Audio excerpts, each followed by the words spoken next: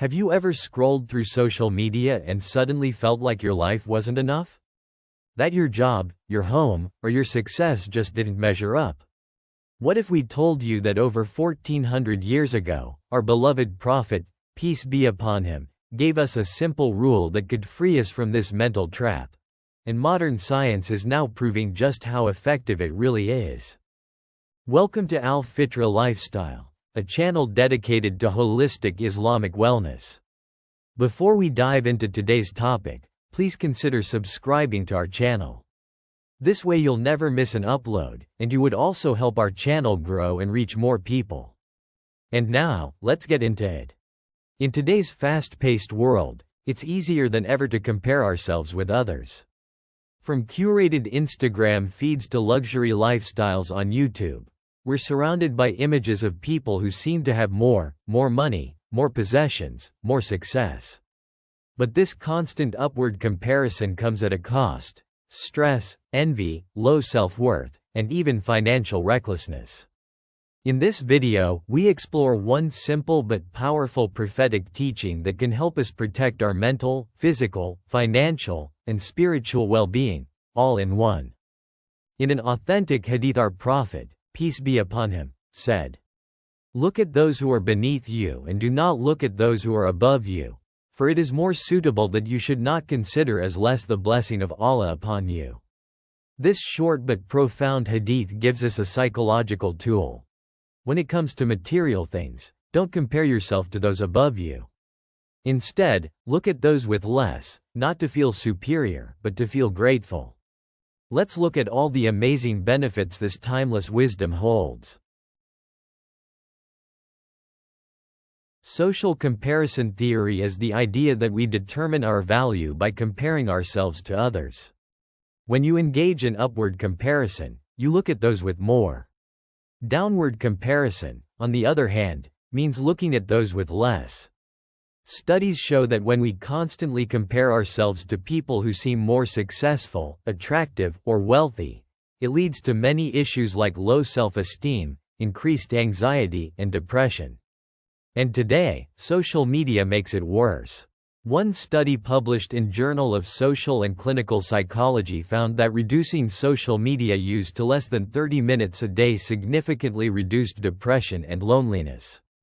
Our Prophet, peace be upon him, didn't outright prohibit comparing ourselves to others, because it is our human tendency. Instead, we were given a better way to do it. Compare downward in material things, and protect your peace of mind. Feeling like you're always behind or have less than others doesn't just hurt your mood, it affects your body too. When we feel inadequate, our brain activates the stress response, releasing cortisol, increasing heart rate, and putting strain on our nervous system. Over time, this can lead to an array of health issues like poor sleep, undesired weight changes, heart disease, and even inflammation. The link between anxiety and higher blood pressure has been established in numerous medical studies. Research also shows a very strong correlation between stress and inflammation. But a contented mind calms the body. When you practice the mindset of, "I have enough," your stress hormones lower, your body relaxes, and you actually feel more energized and capable. So when we compare downwards in material things and practice gratitude, we protect our body, mind, and soul. Comparison doesn't just make us feel bad, it can make us spend badly too.